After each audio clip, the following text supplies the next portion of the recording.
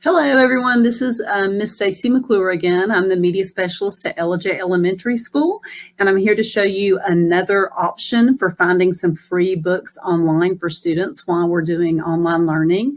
I know that the packets tell you that that children should be reading 20 to 30 minutes a day, and there may be some of our children that are running out of materials to read at this point. So I just wanted to make sure you guys have plenty of options. The same routine to get to the shared resources. You'll go to Students, Academics, and then down to P5 Educational Resources. And when you get to the paw print screen, you will go to Online Activities and Resources right there. And then the last video that I made, if you haven't seen it yet, kind of go look around for it, but I made a video about how Junior Library Guild at Home works. Again, because I'm the media specialist, I'm focusing on books. Today's video is going to be Knowbuddy, which is another way to have some virtual books. It's a really similar site. So I'm going to click on Knowbuddy, and it should load us right into their browser window. It does automatically log you in as a generic student. So it won't let you kind of save where you're at, but it does. It's got some really great options in here.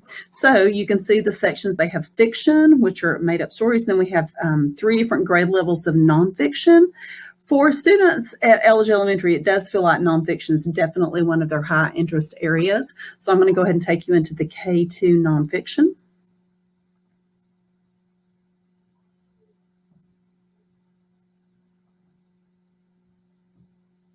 And when it comes up, the first series at the top, I think in the last video I pointed out some dog books.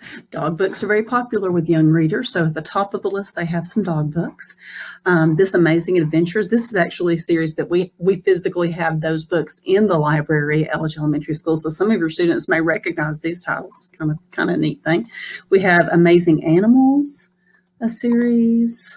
Amazing Machines. I know a lot of my younger students, pre-K and through first grade students, request these kind of books a lot. And also, I think the next one down is Amazing Rescue Vehicles. I'm going to actually show you, let's do the bulldozers, just to show you how it navigates. It works really similar to the one that I showed you in the last video. So when you find the book you would like to read, click on the book. It will slowly and surely open up a book. And I love how these programs work. It's really like you're just looking at a book. It is telling you double click to zoom in. On my computer anyway, it just makes it take a full screen. Grayed out, there's a little next button here. Click that and it will open up the book like you're opening the pages. Keep clicking that to page 3. It does have a table of contents like any nonfiction informational book does. And then you jump right into reading the book about bulldozers. So you can go through, let your child read this with your child. Yeah, I can definitely see some of my kiddos loving this. I'm going to go back to the series. If you totally do want to start back over, you can either click on Home or click on Select a collection to navigate. We do have some older students at EES, obviously. So if you have an older child in your family, this 3 through 5 section might be a good place to look. Again, animals are always popular. So they definitely like to look at those. These are baby animals. And then here is military, looks like military aircraft series, disaster books. I know some of my students would really love reading about those shipwrecks, more animal books. So just navigate around. There is a very limited, there are a few fiction books on this site. So I'm going to go to fiction and show you what they have there. This is Aesop's Fables Remixed. So it's kind of like a twisted tale.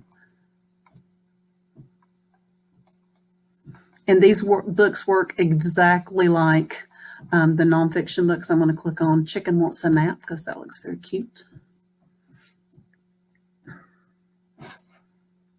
Once it opens, navigate so you can see the whole page, and then just use the arrows to go through the book.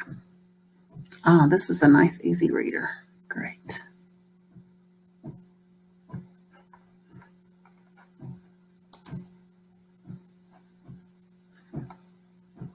All right, so when you are finished, just returned to home. I'm going to try to add to this video and show you that this website does work really well on a mobile device. And then at the end, I'll put my contact information. So hopefully what you'll see next is me showing you that it does in fact work on a cell phone or a mobile device. Thanks, guys.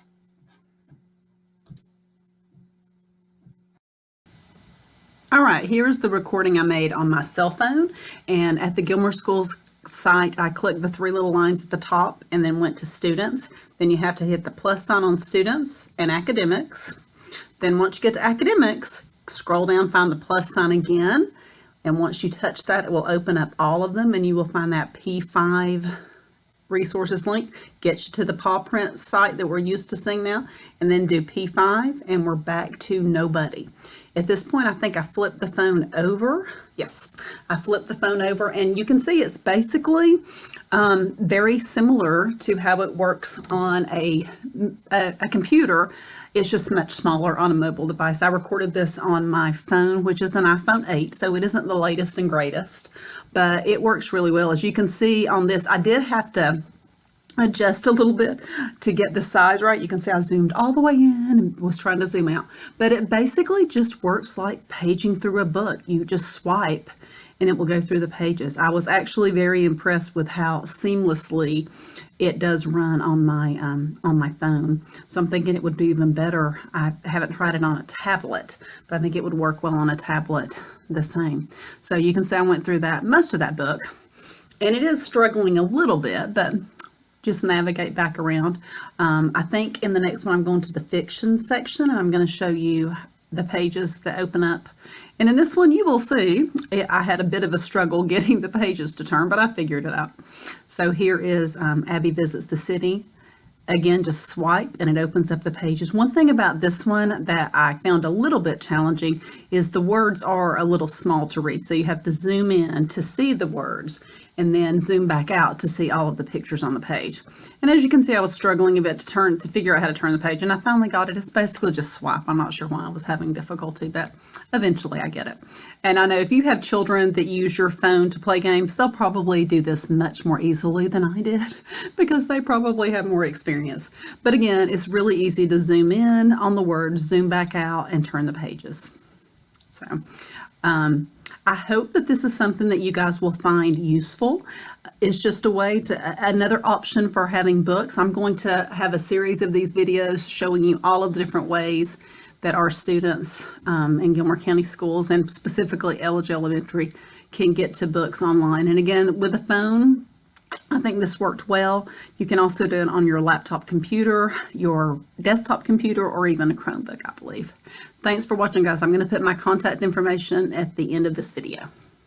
Have a great day.